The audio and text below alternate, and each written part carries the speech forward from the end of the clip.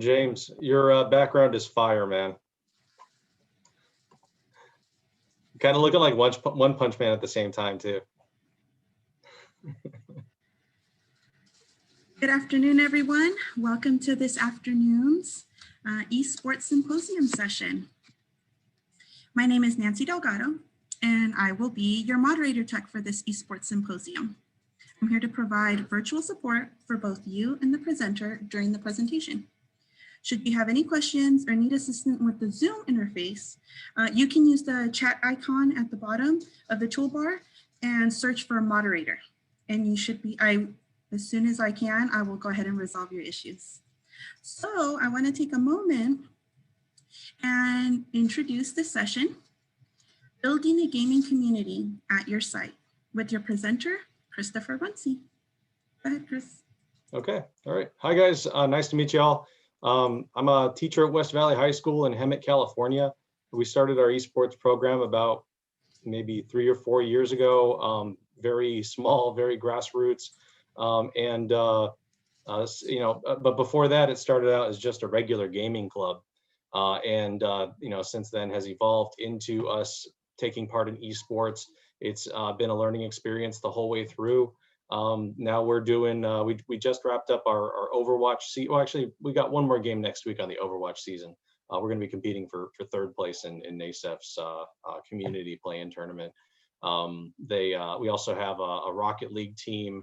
We've got a Smash Brothers team. We're going to have Brawlhalla team next year, League of Legends as well. Our League of Legends team happens to also be our Valorant team.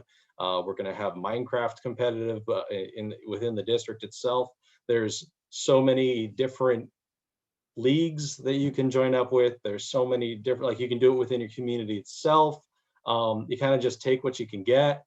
But it's also as much work as you want to sign up for. So it can be a lot of work, or it can be your relaxing end of the week, just have fun with the kids sort of thing, and anything in between. I can say without a doubt though that it is the most rewarding thing that I've done as a teacher is having that gaming. I love the classes that I teach, absolutely, but when the kids are done with the year, they move on to their next teacher.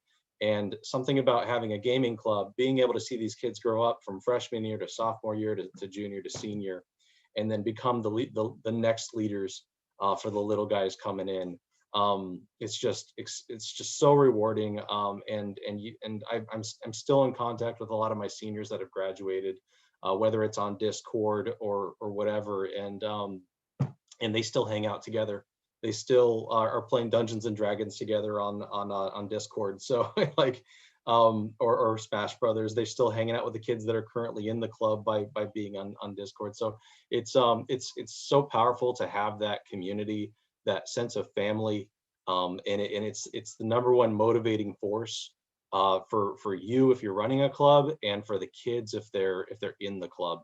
If you want your competitors to not just be team members, but to also be best friends, to be family, then this is definitely, hopefully, a presentation that is going to kind of speak to you, sort of thing.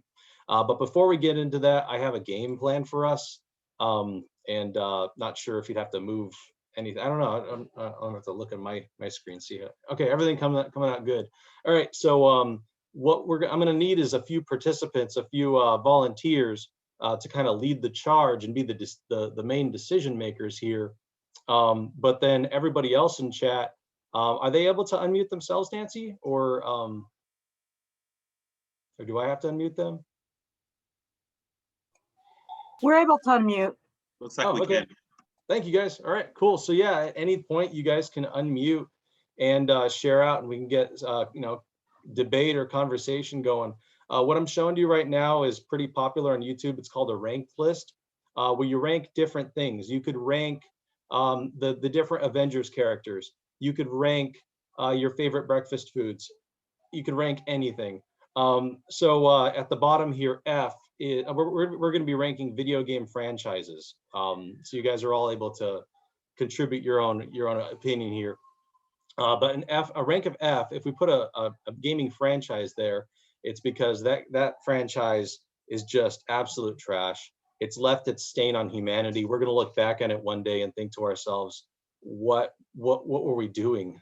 Okay, the same way I look back on my old hairstyle, right? And no, just kidding, I never had any.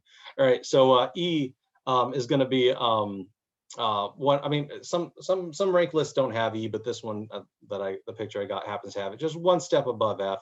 So it's still a horrible game, but it's not going to be something that's like memorable. So F is just like everyone always remembers how horrible that thing was.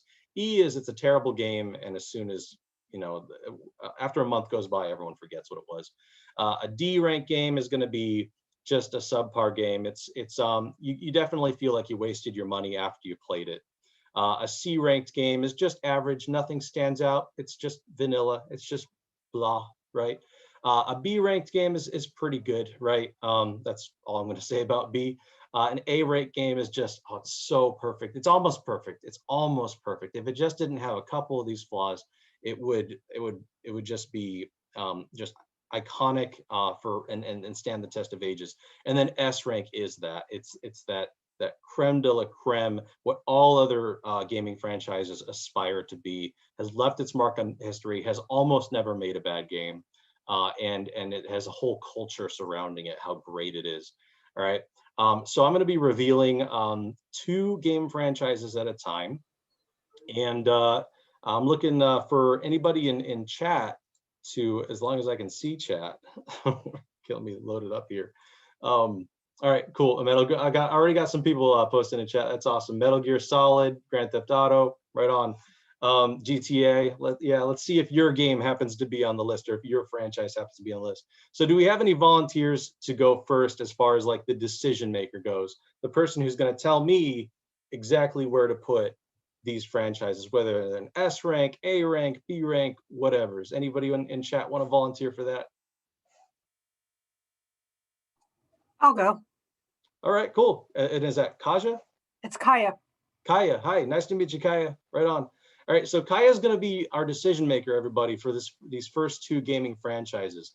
Now, Kaya, it's up to Kaya where to put them. All right, where to rank them at. But you all get to share out either in chat or in even better would be to unmute and let her know like what should her decision be, or just give your opinion on like what Kaya should place it at. All right. The only thing that Kaya needs to keep in mind is that you may not. Here's just a little extra challenge for the game. For the 2 games you're given, you cannot put them at the same rank. You got to make a choice. Which one is better? All right. So I'm gonna scroll this down, and our first options are gonna be the Zelda franchise. So all the Zelda games and the Super Mario franchise. All right. Kyle, we'll start off with you. Where do you think these belong off the top of your head here? Where would you put them to start with? I think the Mario would probably be a B, and the Zelda would be a C. Mario B, Zelda C. Anybody want to unmute and give their opinion on that? They're both S to A, I think. I definitely agree. Zelda's S tier, Mario's A tier. Yeah. I would say that Zelda would be a little bit better in terms of better than Mario, because I mean there's a storyline, there's exploration there, and it's not so linear. I would say Zelda is definitely better than Mario. Thank you, Zelda. Sorry, not Zelda. Thank you, Daphne, for sharing out the why of your opinion as well. I think age might play a factor too. I mean, because I'm 44, I know I'm a lot older than Daphne there, and so Mario was huge in my life. I mean, that was like my 1986. I remember I got my Nintendo Entertainment Center, and trying to pass Mario as quickly as I can was just. So nostalgia plays a role for Mario for me, but I'm in my 50s, and I remember Atari and trying out the games before they went to the arcade. Okay, so the reason why I put the Zelda down further is because there was a game called Shining Force before Zelda. That Zelda pretty much took off on Shining Force. So it's kind of I see Zelda as a remake. It's also a remake of Bard's Tale, which was an old Apple II video game. So I just see Zelda really as a remake. yeah. So that's why, and I put Mario Bros. Up there, but I think right now the Mario franchise is getting a little too out of control. Okay, I would, I'm gonna challenge that. If we are rating the games, are we rating the games on nostalgia? Because then that would be objective, or I'm sorry, subjective based on who's playing it. Or are we rating the game on the quality of the game? I do agree that both of these games are towards different demographics and almost for like different situation. If I want an easy game or maybe a crowd game, I would definitely go with Mario. You know, there's nostalgia there too. I do remember playing that. I'm not that young, but I'm also not that old, right? But I would say I'm rating these games on the game itself, and based off of that, based off the complexity and the storyline, that's why I rank Zelda a little bit more. In addition to that, degrading Zelda's ranking because it is an offshoot of another game, I would say it's a little unfair because, like Shakespeare say, there's only several different story arcs that's available. Can we really blame them for that? Even if it is a shoot off, they did build upon it and they did add depth and their own unique touch to it as well. I mean, it wouldn't have been such a great game. I mean, it wouldn't have such a great crowd following if it's just another shoot off. There's something special about it. All right, so thank you very much for sharing out your opinion there, Jack. franchise. We're talking about franchises too. You have to consider all of them, but that's sort of the beauty of gaming, is that the people who are making games today were the ones that were playing the original Zelda and the Super Mario, and they're using those games as an influence into what they do. So there is a lot of copycatting in gaming, but it's I personally see it as an homage more than any other thing.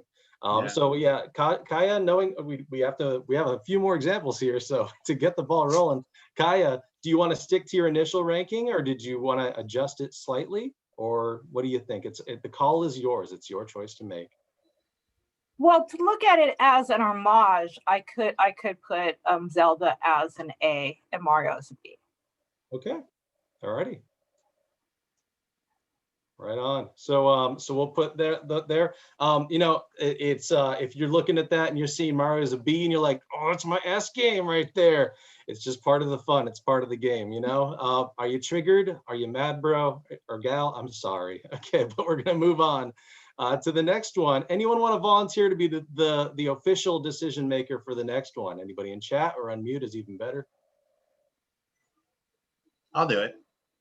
Was that Josh? Yeah, I'll do it, Chris. Yeah. All right, cool, Josh. All right, here's your choice, man.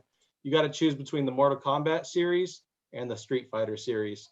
Ooh, wow. Wow, those are both fun. See, I guess that's the beauty of gaming. It's a lot of personal preferences too.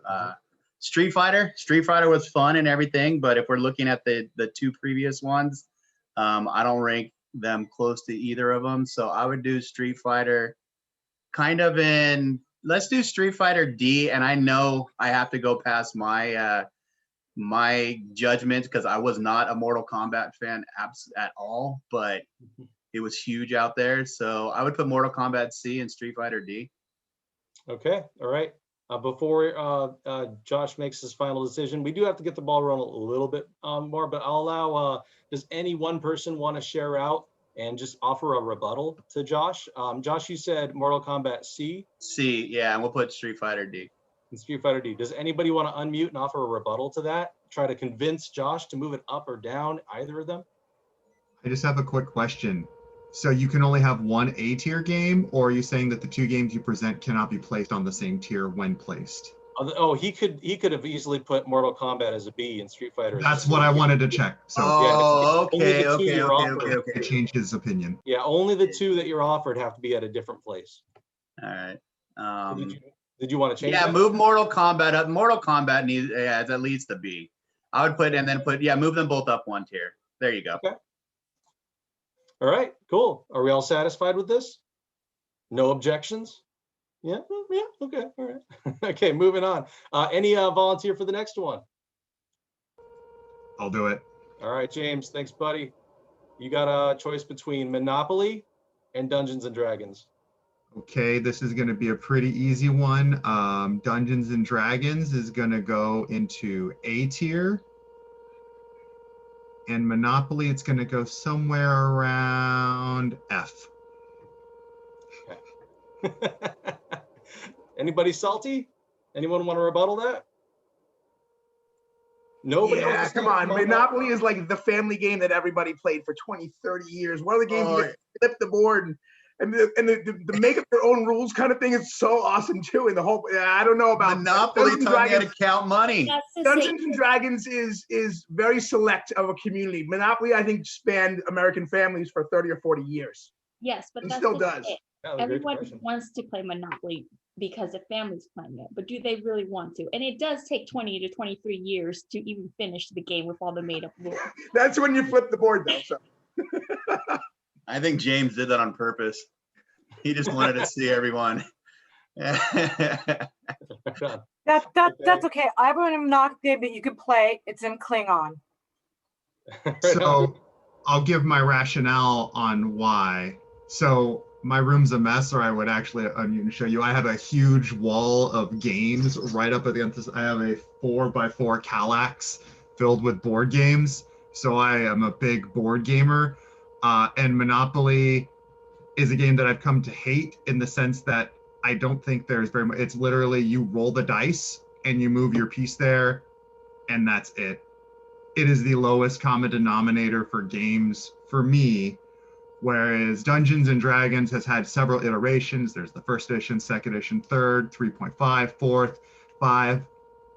4 kind of has some, people, they've got a lot of different things they have to say, and it's also spawned other RPGs that everyone's might like better. There's an RPG for basically every franchise out there. You can find a Lord of the Rings, you can find a Doctor Who, you can find Harry Potter, etc. So that's why I'm going to give D&D an A tier. I played a little bit of it. It's not my favorite, but I appreciate it for where I think it belongs. But Monopoly is every edition is basically the same, and I don't feel like it has a skill really involved in it.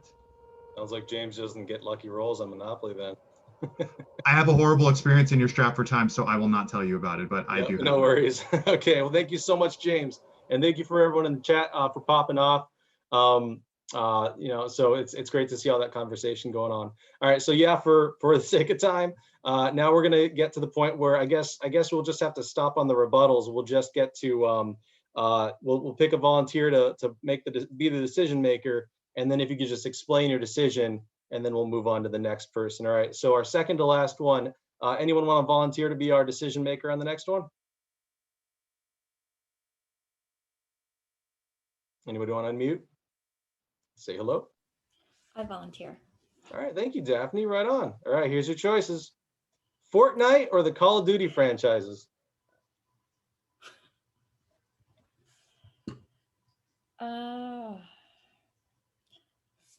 I am biased. I'm not a big fan of Fortnite. However, I haven't played Call of Duty, but I tried one. But I do know that there, once again, complexity. As you know, I do like a storyline. I like depth to a game and not just shoot them. So I would say Call of Duty would roughly be around the B range. Okay. And Fortnite, I can't put it in the same section as Street Fighter, but it's almost the same quality. So I would say C. No way. No way. I mean, it's the same concept of give it a Z. here you Give go, it a here's Z. your opponent. Z. I would too. However, it have encouraged students to utilize technology, work together. So that I have to commend them for that. There is strategy there. There's teamwork, and that's why I'm putting it C. Even though I dislike the game and I could see it, I would prefer it on F. I do like that it builds a sense of camaraderie. I might be saying that word wrong. There's a sense of teamwork with whoever's playing together. So yeah, I can definitely see both points. I myself, when I play Fortnite, I just don't get it.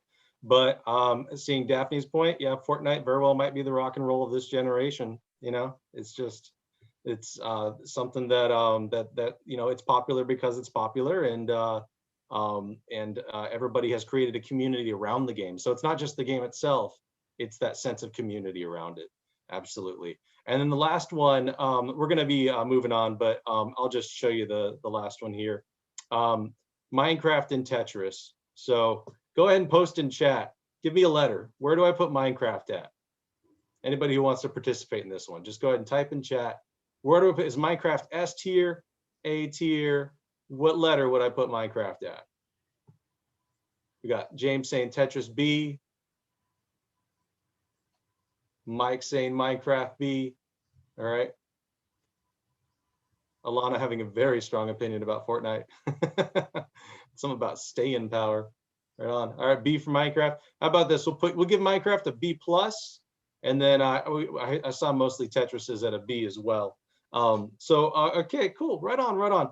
What I just kind of presented to you is an example of a game that we played with the kids in person, and it was just loud and angry all over the place, kind of like what it was here. But so it's a debate. It's people voicing their opinions and having strong opinions, and that's fantastic. Because at the end of the day, you're arguing about something goofy, and then you go play a game and you have fun, right?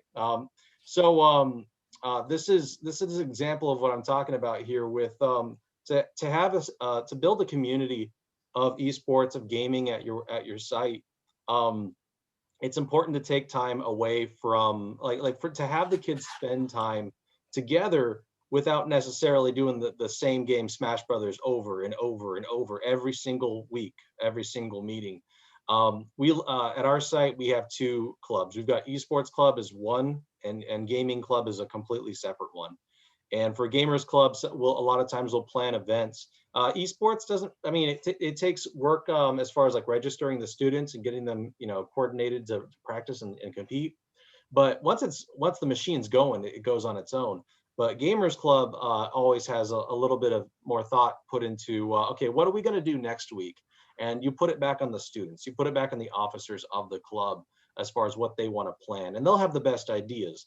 The best idea, the most fun things we've ever done in the club have always come from the mind of one of the students rather than me trying to think of something fun for them, right? So community and competition, they're both important. Creating a reward system for attendance and participation as well is highly recommended. We're lucky enough to have a grant after school provided by Think Together, where they fund us about $1,000 a year, and we always make T-shirts every single year. This year we're not making T-shirts though. We're making. I asked the officers, "What do you want to do?" And they said, "Let's make masks." I'm like, "Okay, we'll make masks." So we're gonna have masks that say West Valley High School Gamers Club, and I can show you a picture later on if you want, but it's set up like an item in Skyrim, where it's got the description. So it's pretty epic looking. And yeah, if you have that sense of community, then and you have that esports, that competitive based, goal based gaming on the side, both of those together have so many kids coming back to the club every single week. It doesn't get stale either way. Because there's always something going on that's either different or unique or something they're working towards that it might be consistent. So it's just a good mix of everything. For roles within esports and roles within gamers clubs, there are so many different positions that need to be filled by the students and not by you. Which is, of course we have the competitors on the teams, and a lot of times I've had a team captain who ends up being the team manager.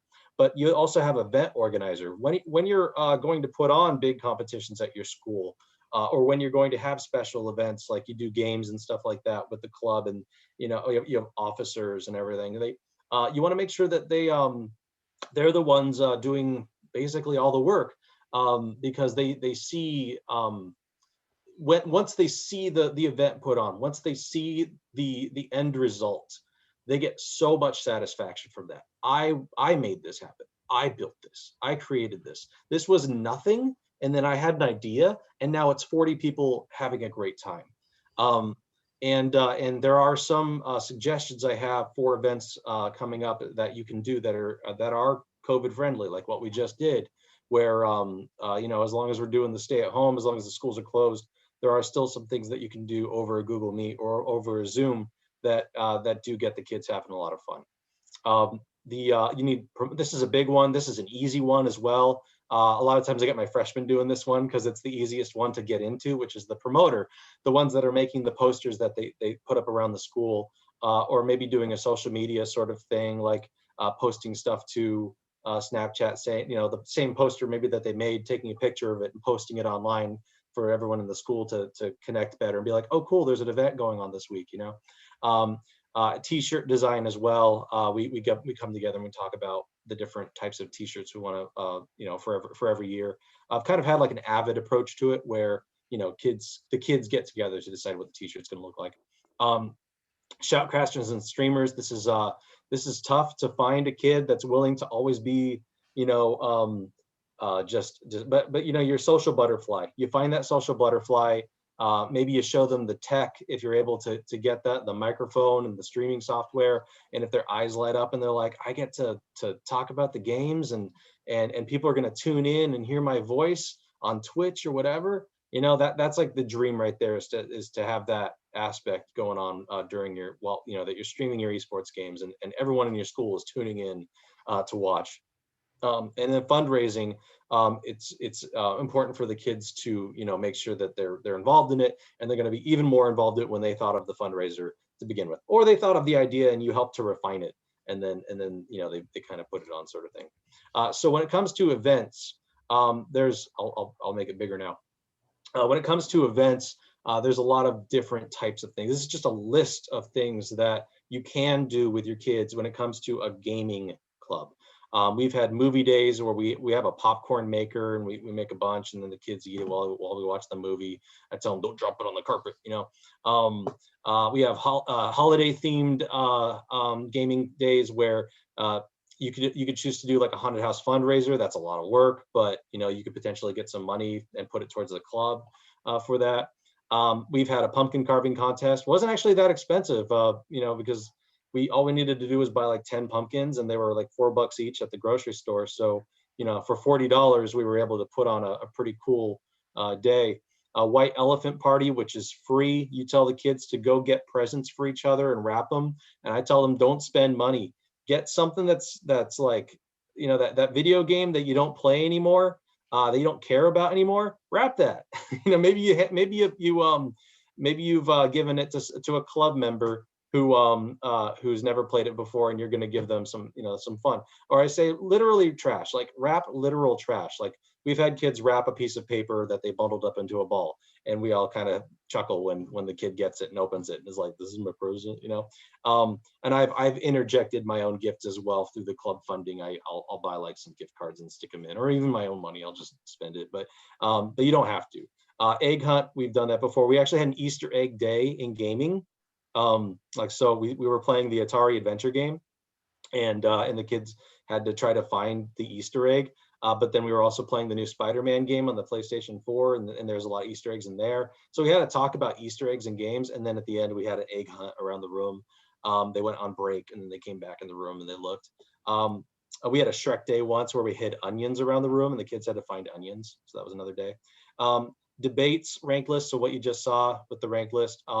Art days. So I'll show you some pictures of that pretty soon, but those are pretty popular. Cosplay competitions, that's something that could actually work better now that kids are at home. If you wanted to do a cosplay competition and kids could get on camera and be like, here's my Samus costume, I made it out of cardboard and I painted it, it'd be kind of funny to watch. And then charity events, which there's still people doing charity events. I think it's important to do charity events as a club, no matter what they're doing, something that's for their community. And they don't have to donate their own money. Maybe they're just asking, teachers to donate or something like that. But this is, it's definitely something that when we talked about the stereotypes of gamers, where, gamers are the single male that stays inside his parents' house, blah, blah, blah.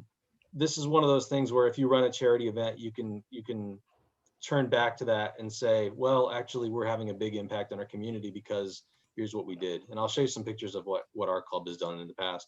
You can play other games aside from the ones that they compete in with esports. So there's multiplayer titles. I'll show you one. Probably won't have enough time to play it today. We'll see. But at the end, I'd planned like maybe to possibly play Among Us, which is just it's just insane how much that game has taken fire. It's free on the phone. It's easy to pick up and play. There's no barrier to entry at all, except for the phone itself, you know. We had an Among Us day, and we had 40 kids log on to play, which was just great because there's so many kids that are disconnected right now. And then there's some other titles. Tomorrow we're going to be playing Roblox, and the kids seem pretty excited about that. Tabletop gaming. So we talked about Dungeons and Dragons. There is actually I didn't put it there as COVID friendly, but it can be because there's a website called Roll20 that if you are like a super D&D nerd, then go ahead, go at it, and build or you can play D&D or run a D&D campaign with your students online. But there is a heavy learning curve to that website. But yeah, when you're in back in school, tabletop gaming is a blast. It's fun. You can introduce to them different types of tabletop gaming. Munchkin is a very good one to start with. But just the classics, Monopoly, Clue, stuff like that. The kids can have fun with that too.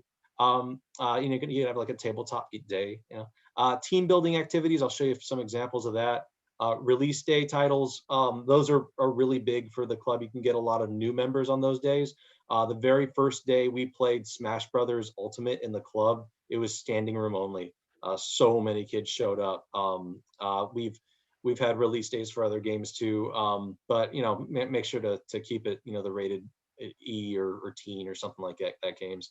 So it seems like half the games that come out nowadays are rated mature, unfortunately. So you know, we'll see.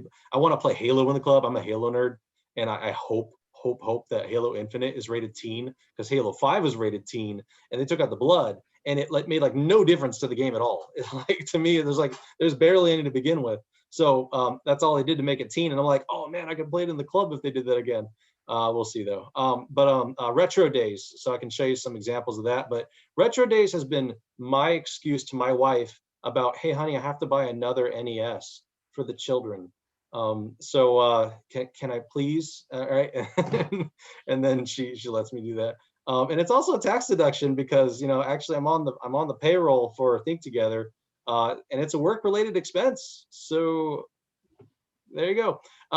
Real life game reenactments. I'll show you some pictures of that, but we've reenacted the game Slenderman at our school campus. We've reenacted Mario Kart. We've reenacted Zelda as well. We had the kids going from room to room, solving puzzles inside each room.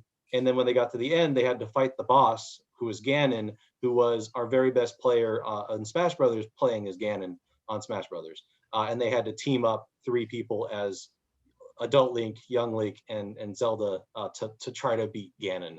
And then at the very end, we had some prizes, and I set them up like a shop, like in Zelda. And when they finished every room, they got a rupee. They got a piece of paper that was printed out, and it was either a red rupee or a blue rupee. And when they got to the end, they could spend their rupees at the shop and get a prize for the day. So these are some posters that we've made of some of our more successful days. We've done food games where we set up food video games around the room, and then in the middle we have nerd cooking. So there's a gaming channel on YouTube called Rosanna Pansino, but there's a lot of other ones where she makes nerdy nummies, and one of them were Bubom cake pops. So we made Bubom cake pops. Yeah. Did somebody want to share out, or? Okay. All right. So we did that, and we were able to use the microwave in the room to do that. We had a Harambe day. Meme-based days are very popular because if you can catch it as soon as the meme comes out.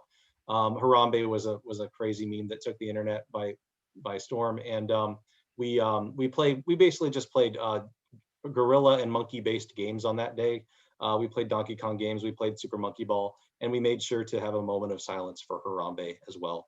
We had a girls in gaming day where we highlighted, you know, females in gaming and just different characters and stuff like that. We had a perler art day. Perler art is very popular in the club, but that one takes a while. It's easy to set up, extremely easy to set up, but the kids will sit there and meticulously like look on their phone and look at their art and put one bead at a time, and then you just iron it when they're done. We've done historical days. So we've talked about the video game crash of 1983. We almost had a kid in the club beat ET. That was so epic. But he almost beat it. He didn't beat it, but he almost did. When Labo came out, we bought a Labo, and the kids, it was a bunch of kits in one. So the kids were able to do almost like STEM-based stuff in every corner and put them together. We've done on the day that Marty McFly traveled to the future, we did a Back to the Future day to celebrate that day in the movie. And then we've done magic tournaments. So here's some pictures of just what we've done in the club. So here's Tabletop Gaming. We've done a LARP before where we made our fantasy style cardboard weapons, and we had a point system, and it wasn't kids just wailing on each other. It was like, if you poke somebody, you get a point. I was the referee. They had little hacky sacks that were like lightning bolt. And it was just nerd fun. We got some funding to build our own PCs. This was the beginning of our esports program. So the kids built the computers, and then they were able to compete on those same computers. And it was pretty educational for them to build those PCs. This is our pumpkin carving day. They had a lot of fun on that day. We put the big trash can in the middle so they wouldn't make a mess. This is our barrel roll race. So this was a team building thing where they built barrel rolls out of cardboard and duct tape. And then they rolled one way down the football field, and then they had to get out, switch out, and then roll the other way back to the end of the football field again. This was our Mario Kart reenactment where we made Mario Karts and they ran around the racetrack. In true gamer fashion, they were only able to do one lap before they were just dead. They had power-ups along the way where we had different people standing at different parts, and they were handing out little pieces of paper that were like, banana peel, you have to sit down and then get back up again like you slipped on a banana peel. Slender Man, we hid scavenger hunt notes all around the school, and we dressed some kids up like Slender, and it was basically flag football. So when Slender Man gets your toilet paper flag, you're out. The Slender Man got you sort of thing. This is the Art for Art Day. This girl painted Princess Peach from her mind, from memory. She didn't even look at a picture on a phone to do that. That was just like insane. And then we got meme culture. And then also this kid was painting a picture of me on Mario Paint. And I think it looks pretty good. So this go back to the charity thing. So we had one of our club members, unfortunately about 3 years ago, was struck in front of the school by a car. And he was out for quite a while. He had several surgeries, and this is about a month later when he was able to kind of have some cognitive, abilities back. We did a donation drive for him where we got some funds together for his family, and we gave his family the money, and we live streamed in to catch up with him and see how he was doing and all that kind of stuff. And then we've done a toy drive every single year except for this year. We've done a toy drive, and where we collect toys for our lowest income elementary school. We bring them over there, and Santa Claus is there, and like we don't put on the Santa Claus thing. That's part of the school already. They did that, but we contribute the toys. We've wrapped the toy. We've gone there and we've wrapped the toys while we were at the school. We'll help pass out hot cocoa and cookies and stuff like that. And this is where the kids really get an aspect of family. And they understand that, like in these moments, that wow, this club is something. This isn't just a club. This is something more. This is something special. And then this is 1 year of our T-shirts. This was a day when we just had maybe we've had bigger numbers than this. We've had 40 kids, 50 kids in the room at a time. This is one of our smaller days, but you can see the big smiles on their face. They're proud. They're proud to be in the club. It's not just something to do after school. I talk too much and I run over on time, but is there anybody that has any questions at all? I think we got like 5 minutes left. Yeah, 10 minutes left. All right, is there anybody with any questions at all? Yeah, quick question. You mentioned you had a Discord server going. Is that something you'd put together, or the kids do that on their own? I put the Discord together myself, and I managed it, but I have promoted some students to officers to be those social media moderators. It's always been a concern that, like, will they post things that are bad and stuff like that. But I've created roles on the Discord where as soon as somebody joins, they can't post anything. They have to get promoted first to be able to type in chat. And then they have to get promoted again in order to be able to put a picture in chat or a video in chat, a link to something. Really only the only people that are if they've shown through history that they're more committed to the club and they're a responsible kid, then they get promoted to officer, which is they're able to ban people if it need be. And we've had a couple of instances of a kid needing to be banned, but nothing that would like. There's always the nervousness factor, but it's like there's things that are esports is put in a different category than traditional sports, because we all know what's said on the football field or on the baseball field and stuff like that, and it's not always caught. But in esports, there's that paper trail, there's that digital trail, you know. But we have not had any significant issues with Discord. For the past 6 months, we've been using it, and all our students are very responsible with it. NASEF has been using Discord for at least 3 years. And your school and your district were okay with that? Next question. I'm the whole ask for forgiveness rather than permission thing, and I'm hoping to show them, like, guys, 6 months has gone by and nothing bad has happened. I tried that. Yeah. Yeah. It is no longer in existence. That's all I'll say. So. Yeah, somebody else told me that that same thing happened to them, that they set up a Discord for their kids. Yep. Honestly, though, during this COVID thing, Gamers Club has been able to go 24/7 now, and there's our kids right in our club would be way less connected with one another if it wasn't for Discord. As are we. Yes. Yeah. Any other questions? I had a question. So when you run the sports tournaments, when you run the online tournaments, I know there's a couple of different platforms that exist. Do you use any one of those, like what is it, Battlefy or Tournament, that kind of stuff? Or do you guys just do internally? Yeah, it just depends on the league, really. Every game is a different setup, and that's just the part of esports is still, getting older. I wouldn't even call it a teenager yet. I would say it's like a 6th grader right now. So it's getting better as time goes on. But our Overwatch team that we signed up with NASEF, they compete through a website called League Spot. Rocket League also uses League Spot as well. Smash Brothers, NASEF chooses to go more through a website called smash.gg. They've also used smash.gg for Valorant. But for competing in Riverside tournaments, Riverside has opted to doing using the Remind program and Google Forms as a way of trying kids not to sign up and give their personal information to third parties. And then I'm not sure exactly what PlayVS does, but they've partnered with CIF, and so we'll see what. I haven't signed up with them because NASEF and Riverside has given us plenty of competition opportunities where we're basically good. Doing PlayVS, what I feel like would just be one more thing, and then we kind of overload the kiddos. But yeah, it's and NASEF is changing to the Worldwide Esports Scholastic Federation, the WWESF, and we'll see if they continue to stick with all the outlets. That using League Spot is this year. Last year they used something else, so we'll see. So yeah, it's been that's why it's good to start slow. A lot of schools start off when it comes to esports with Smash Brothers, but I would tell you, start off with the biggest group of kids that come up to you and say, we want to play blank, because those are the kids that are going to do all the effort to.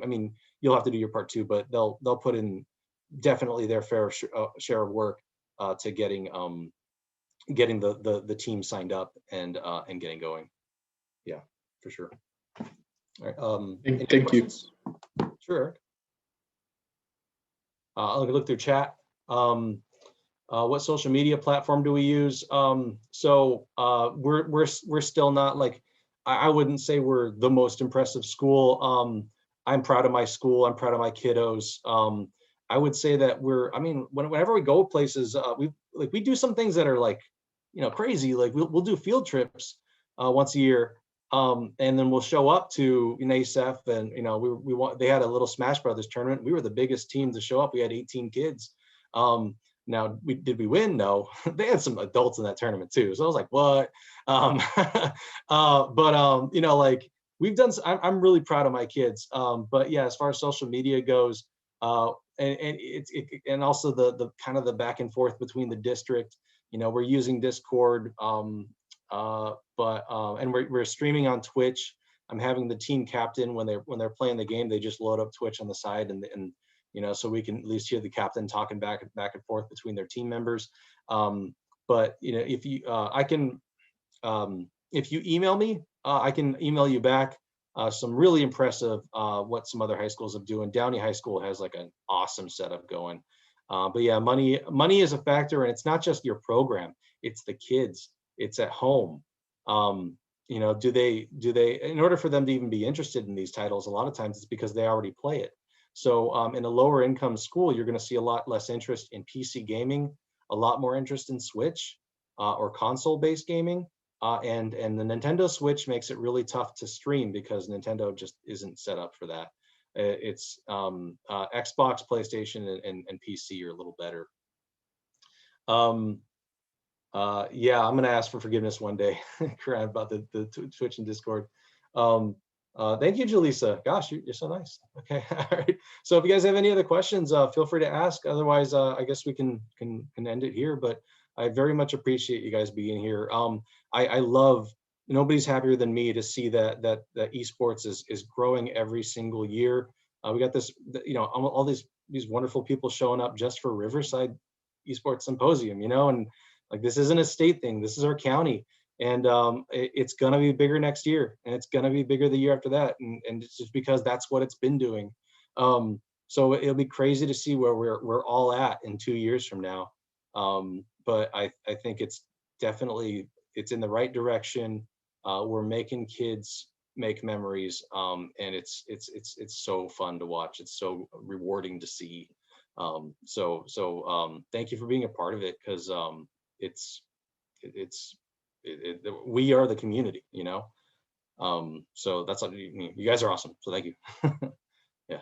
All right. So I'll catch you later, unless you have any more questions. But yeah, take care, Robert. Bye, Nancy. Later, Kaya. Thanks for sharing out. Manuel, take care. Ryan, you too, buddy. Later, Noah. Everyone, and we will see everyone in the next session. Yep. Thank you, Chris. Appreciate it. Thank you, Nancy. Why you ghosted me on Switch, Chris? Bro, I'm so busy. Wait, let me okay, let me write. I accepted your friend invite, right?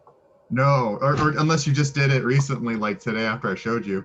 Oh my gosh, what's your name on It could be James Evans or Ninja Parakeet. That's because I have friend request to run, so you got KK Slider as your Okay, yeah, that's me. I'll accept it. I need to beat you in Smash. It has to be done. Hey, King K. Rool, he's waiting. So. Right. Okay. All right. I'll hop online later today. Maybe I'll see you on. Well, we're getting a new character announcement today for DLC for the Video Game Awards. Oh, who do you think is going to be?